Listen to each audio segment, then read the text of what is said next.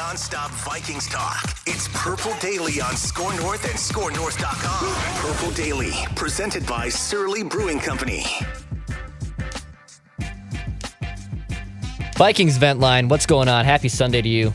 Executive producer here, Declan Goff, to take us through an off-season edition, the last one before the NFL draft, this Thursday at Surly Brew Hall. One more Vikings Vent Line beforehand. We got my guys Mike and Cody in queue here to talk a little NFL draft and Vikings-related things. Of course, join us at Surly Brewing. They are a proud sponsor of Score North. They'll be brewing the Before I Die Pale Ale. It's going to be an awesome experience at Surly Brewing. Excuse me, it's an ale, not a pale ale. I don't want to screw that one up, but it's going to be an awesome time at Surly Brewing. Come hang out with us. We're going to get there like around 3, 4 o'clock, Mackie, Judd, and myself, so you want to come out and say hello to us then, you're more than welcome to. Our show will start at about 6 o'clock. By the way, I'm pretty sure this was explained to all the other audience and listeners of this event for the last few weeks. This is an outdoor event, so God willing, it's going to be, 45 to 50 degrees, but as long as it's not cold or snowing and raining, we will be doing this outside. So bundle up a little bit, but it's going to be an absolute blast. Come hang out with us. Cheers a Surly beverage.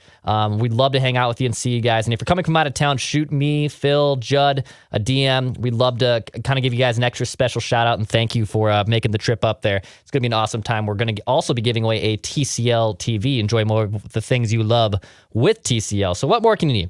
Got some Surly Brewing, got some football, got Mackie, Judd, myself in that order. It's going to be an absolute blast. Can't wait for it. All right, Vikings Vent Line rolling on here. Again, as we tease from the top, it's going to be the last edition before the NFL draft. And if you'd like to get in too, by the way, on a future episode of Vikings Vent Line, shoot me an email, vikingsventline@gmail.com. It's scrolling across the bottom of the screen for the visual audience. It's vikingsventline@gmail.com for the podcast and audio audience. Want to get on the future show, to shoot me an email. I'll gladly stockpile you. Last minute openings happen all the time, so if you're a repeat person that wants to come back on, or if you haven't come on and I haven't gotten back to you at all, just shoot me another email. It gets buried in the queue a little bit there, but I'll gladly get you on a future episode of Vikings Vent Line. All right, pleasantries are out of the way. Let's get my guy Mike, my guy Cody on to welcome to the show. Mike, you said you recently discovered Purple Daily just on YouTube in the last few months. Is that correct? Yeah, just about a couple months ago now. Mm-hmm. And how long have you been a suffering Minnesota Vikings fan? Since about 98. Okay. I'm 31, so I was about 8 years old when I first started liking them, and all because of you remember the game Super Nintendo for the Super Nintendo was Tecmo Super Bowl. Hell My yeah. dad told me that the Vikings had horns on their helmets. I'm like, oh, that's pretty dope. So I'm like, all right, I'm going to be them from now on. And I just kind of clicked from then on. So that's just Dude, I like it. Yeah, I'm 29, yeah. So I was too young to remember 98. I remember 41 Donut very vividly. I don't remember the season of 98, but I just remember that's when I became a fan. Kind of in the similar boat as me for that 2000 season. Cody, what about you, man? How long have you been a Vikings fan? How long have you been listening to Purple Daily? What's your backstory? Been a Vikings fan since probably, I don't know, 09, 10, but didn't really start watching till like 14, 15. My family was really big into football, so I really didn't start watching it heavily until fantasy started coming into play. Okay, nice. And Cody, are you based in Minnesota? Are you not in Minnesota? Where are you at? I am in Virginia Beach. Virginia Beach. Mike, where are you from? Cleveland, Ohio. Cleveland, Ohio. So Cleveland, Virginia. I'm obviously here up in the Twin Cities of Minneapolis, St. Paul. It's always mind-blowing to me, all the Vikings fans that come on the show from outside the state. I love that there's Vikings community fans all over. And Cody, you said Virginia, right? Yep.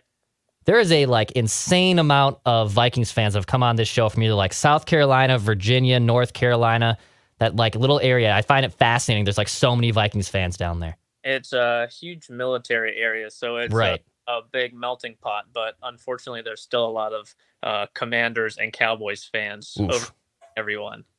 Sorry to hear that. But at the same time, hopefully these Vikings can win a Super Bowl, obviously, before we die. All right, boys, let's get into the show here. I sent you some prep notes on this. Mike, I'll start with you. Obviously, the draft is on Thursday. The Vikings, as of right now, are slated to pick 12. I'm curious. Give me your hottest Vikings draft take before we kick things off on Thursday at the NFL draft. Yeah, so I'm thinking, I've seen a couple of mocks lately, and it's been pretty heavily mocked that the Vikings are going to take Stingley at 12. I'm not so sure on that. I think what's going to happen I think we're going to get to 12, and I think we're going to look him right in the eyes, and I think we're going to pass him right up. And what I actually think might happen, because with the Seahawks taking an earlier pick at, I think, 9, I think they're going to try to trade back. I would guess they would want to trade back down in the first round and take some more talent to surround whoever, because if they get like Malik Willis or someone like that, they're going to want to, because they need help everywhere. So I think they're going to trade back down or in the draft. So I think we're going to look Stingley right in the eyes, and I don't think we're going to take him. I think we're going to pass him right up. I mean, my dream would be to trade with the Seahawks. They give us their 2 second-round picks, so we get pick 40 and 41. And at that, I mean, around that area, I mean, I see guys like Kaiir Elam, cornerback. I mean, he would be a stud at that pick. And then I think Trayvon Burks, that receiver, that 6'3", 225-pound receiver. I mean, he would be a great fit, I think, in our scheme. Just a big body. But yeah, I don't think we're going to take Stingley. I think there's a couple of question marks. And I think we're probably going to either go offense right there or just pass him up and trade. So that's where I'm at right now. Yeah. It's funny because like Stingley, like you said, it gets mocked by everyone here. And is it smoke screens? Is legit? Like at this point, he's been mocked so much. It's kind of like if they take Stingley, it's like, oh, okay, we've been hearing about it for the last 2-3 weeks, right? Like, are they actually going to just take him? Could they trade back down, like you said, stockpile more assets, still find out getting another cornerback, maybe getting an impact receiver on the second round in day 2 of the draft? I like it, dude. Yeah, I mean, Stingley is the guy that everyone is kind of pegging here, and if he's there, obviously it looks like he potentially could be a Minnesota Viking, but I wouldn't rule out a trade down either. Cody, what about you, man? What's your hottest Viking take? Oh, I think by the end of day 1, we walk out with 2 first-round draft picks, one way or the other, whether it's the potential trade with Kansas City, if they want to get somebody like Jameson Williams and they decide to give us 29 and 30, or say we take that, but maybe at like 14, somebody is still on the board that we wanted. So we could maybe trade like our 4th and our 1st to jump back up to say like 16, 17, 18. I know Philly has 2 or 3 still in the first round. They might be willing to get rid of a pick for maybe a future 2nd and maybe number 30 or something like that. But I think we walk away with 2 first rounders and one of them will be a receiver, somebody like Chris Olave or somebody else. I think I know they just redid Adam Thielen's contract, but still having to pay somebody, dependent on what he does this year, if they have to pay him $18 million roughly next year and he just kind of 9 games, 10 games this year still, again, even though he's picking up 9-10 touchdowns a year, $18 million is still a tough sell for somebody that's 34, 35 and plays half the season. So just so I'm clear too here, Cody, 2 first-round picks in this year's draft. You think they walk away after the first round with 2 selections made in that first round? Yep, I think they'll move backwards and then they'll trade either future picks and one of the 2 that they pick up this year, or they'll maybe drop number 4 or 3 or a 5th round. I don't think they have a 4th round pick this year because of Chris Herndon. Dude, I like that. Yeah, I have to write that down, I believe, as 2 first-round picks. So obviously, selfishly, I would love for that to happen. At the same time, if they do trade back, do they want to squeeze back in towards the end? They did that, I believe, in 2014 when they took Teddy. They ended up getting at that 32nd pick with Seattle, and they drafted their quarterback and kind of took everyone by surprise there. I think trading back is a legitimate option for them. And I think some Vikings fans are a little bit scared and have PTSD because Trader Rick was notorious for it. But, I mean, Rick wasn't notorious for trading back in the first round. Rick was notorious for trading back on day 3 and, taking a bajillion 7th-round picks and maybe 1 or 2 of them make the 53-man roster. So I think trading back is a legitimate option. And a lot of Vikings fans have been on the show, too, in the last month, have kind of echoed similar statements that you guys have said. Cornerback's obviously their biggest need, but I wouldn't be surprised at all if they moved back in the first round this year and maybe even get potentially 2 first-round picks or future first-round picks out of it. I'm curious your guys' expectations, just an overall for this Vikings team. And yes, the draft hasn't taken place, and I'm sure there'll be some type of excitement, and we'll change up our little bit projections on win totals. The schedule's going to get released in about 2.5, 3 weeks here as well. But just curious as it stands right now, Mike, I'll start with you. What are your expectations for the Vikings in 2022? Yeah, like you said, yeah, ask me after the draft, when all the hype is there. But as it stands right now, I mean, I'm at a middle expectations. I'm not super high, I'm not low. I can't allow myself to get high expectations. Just largely let down for the most part. Because the roster is largely it's stayed the same, and all the veterans are at least 1 year older right now. So I mean, you got to look from that standpoint. And then based on some data from 13 years, there 24 out of 84 new head coaches make the playoffs, which is about a 28% chance. Granted, 17 out of 24 are rookie head coaches and not new veteran coaches in another position, so they're more likely to make the playoffs. But still, their win percentage is less than 500. So I'm not super high on that. It is a little more optimistic with the new rookie head coaches, though, especially with this offensive-minded one we have now. And another thing is just injury concerns. I mean, that's always a big question mark, especially with like Dalvin and I don't know how Irv is and Daniil and Za'Darius. So injury concerns are just always on the back of my mind, and I hate feeling like we're just one injury away from a tank season. I'm a little concerned about our depth. But so yeah, I would say I'm at a middle ground right now, just given those things. But yeah, ask me after the draft. I'll probably be a little bit higher on that, especially if we get some top tier talent. So yeah. For sure. I mean, yeah, there is that little bit of injection of optimism and hope that you get after you figure out your draft class. Or, I mean, man, it could be the opposite, right? Like the Vikings could completely fumble this first round or this draft class. I don't think they will, but usually, obviously, teams have a little bit more excitement after the draft as it's kind of the last domino of the offseason before, mini camp, training camp starts like that. But yeah, like right now, they're kind of still that middle pack team. And Kevin O'Connell is supposed to come here and change some culture. I'm sure that is going to be a breath of fresh air. It's going to be more of a modern offense. So you like to think that the Vikings should be better than a 7-8 win team, which they have been the last few years. But I'm curious on where they go in the draft. Like you said, if it's indeed like a wide receiver that takes their offense over the top, like, wow, if it's a stud cornerback or two that kind of solidify their two biggest holes on the defensive side of the ball, well, maybe everything is starting to fall into place a little bit. So yes, after the draft, we'll have probably a better inkling on this, but I am just curious too what other fans have thought.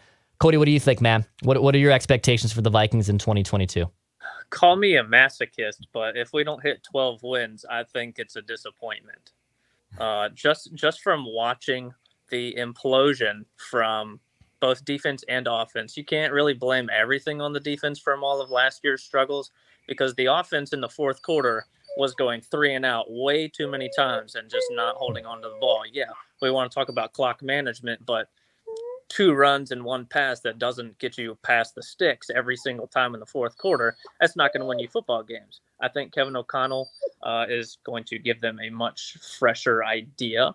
And just from seeing and watching what the players themselves have been doing on social media, they've been more together now in the last 3 months than they have in the last 5-6 years that I've seen. That's collectively, that's a whole defensive line. Like Harrison Phillips is already hanging out with Daniil Hunter and hanging out with Za'Darius Smith. Like, I didn't see that from the last 3 or 4 years. And everything that has been done with the Vikings so far this year has been completely unpredictable. So if the prediction is an 8-win season based off of Vegas odds, I'm going with the over. Dude, I love it. And was that your dog either whining at you or whining at that prediction? No. Oh, look at this. She wants in the She's got Vikings takes, so she wants to get off her chest. for sure. What's her name? Lucy, who's a good girl. She wants to see the Vikings win 12 games too, man. I don't blame her. I don't blame her at all. Oh man, that's awesome. Yeah, I think getting to 12 wins is going to be tough unless their draft is absolute home run, and if they can stay healthy. Injuries play such a big part in a season projections and trying to figure out if your team can be a contender or not. So if they stay healthy, right, like they could potentially flirt with double-digit wins. 12 wins, I mean, in Kevin O'Connell's first year, I mean, that's go time right there, baby. Like I would love for that to be the case. We'll see if that can happen. I'm playing off the family tree of the Shanahans and the Matt LaFleur's. Yeah. What, 13-3 the last 3 years in a row? 2 years in a row? Right. Yeah, LaFleur, I think, yeah, I thought he'd be kind of not a dead ass, but I certainly didn't think the Packers would just automatically be a lock for 13-win seasons in his first 3 years there. And yeah, he's been phenomenal. It's a good point. Could definitely happen. Fellas, I'm curious too. after watching the Timberwolves absolutely bleep down their legs in the third and fourth quarter. I don't know if either of you are Wolves fans, but at the same time, it's a classic Minnesota sports moment. So I figured I'd tie this in a little bit because we talked about it on 4 Question Friday on Purple Daily as well. I'm curious on the maddest you have ever been at the Vikings. It could be a playoff loss. It could be something minuscule. It could be something that happened to you at a game. I'm curious, just what is the maddest you've ever been at the Vikings? Mike, I'll start with you.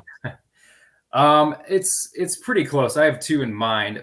The first one was the Arizona Cardinals game. I think it was the last game of the season in 2003. When I think they were 4-11, and we were fighting for a playoff spot, and they eliminated us in the last play of the game due to a push out.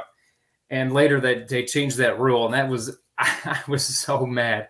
I couldn't believe it. So that's up there, but I think the number 1 is 41 Donut. So I was 10 years old. 2000 was the first season I watched religiously. Every game, my dad had Sunday Ticket, so I was in that for every game. And yeah, being 10 years old, NFC Championship game, and we go in there and just poop the bed. I was kicking, screaming, I was crying. I mean, it was ugly. It was no good. So I think that one takes the cake for me. Other than that, I mean, the New Orleans game in 2009 is another contender, but yeah, those 2 stick out. Those 2 stick out for me big time. Yeah, the Nate Poole Cardinals game is obviously is a lot of salt in the wound there. Yeah, with the push-off rule then being eliminated. I remember watching that. And to your point, my earliest Vikings memory was that 2000 season as well. And I don't remember watching it religiously, but I remember games, and I remember them beating the Saints in the divisional round. Yeah. And I remember my dad kind of echoing the same thing, they're going to the Giants, and yeah, it's on the road. But I think they're going to go to the Super Bowl. They're favored. They're going to win. And my God, did they just get their asses kicked? 41 Donut. And that was it. That was my first memory and reminder of what this is going to be like, basically foreshadowing for the next 20 years as a Vikings fan. So I remember that well too, man. That one stinks. Cody, what about you? Anything that tops that, or any other ones that make you upset about the Vikings? It's a 100% toss up between the 15 wild card loss to the Seahawks. I can't blame Blair Walsh being the only person that scored. How do you, as an offense, I know it was cold, but as an offense, how do you only get 150, 200 yards of offense and then blame the kicker when he's the only one that scored at all the whole game? You hold the defense, or the defense holds a team to 10 points, and you still don't win the game, and your offense doesn't score at all, but we're going to blame the kicker. I don't get it's between that and 17, just the absolute annihilation by the Eagles. Just watching Nick Foles play pinball in the pocket, getting hit every purple, still just kind of closing his eyes, chucking it up, and all of our DBs are just kind of standing in no man's land, watching somebody behind them just wave into the touchdown zone. I'm like, every single time he even got close, we didn't have a shot. There was just some Cinderella story happening in 17. Even all the momentum we had from that Minneapolis Miracle it fizzled after that first touchdown with Kyle Rudolph. And then from there, it was just tough to go to work the next day. It was tough. I was unemployed at the time, so I remember I had a lot of time in my hands afterwards. So I wasn't too upset about having to go to work, luckily. But I remember the thing that I take away so much from that game, was that they got off to the 7-0 lead, and then even when I think it was 21-7, and then that last heave before the end of the first half, where Foles hits Alshon Jeffrey just for a dart from the 50-yard line. Because I remember right before that play, I think I even said out loud, hey, if they go into this halftime just down 2 possessions, this is still fine. They can overcome that. It's 2 possessions, should be completely okay. They made it 28-7 going in the half. I was like, well, that's it. That's gonna kiss that dream goodbye. And with Blair Walsh, I was really upset. I had food poisoning all morning that day, so I was just having a miserable day.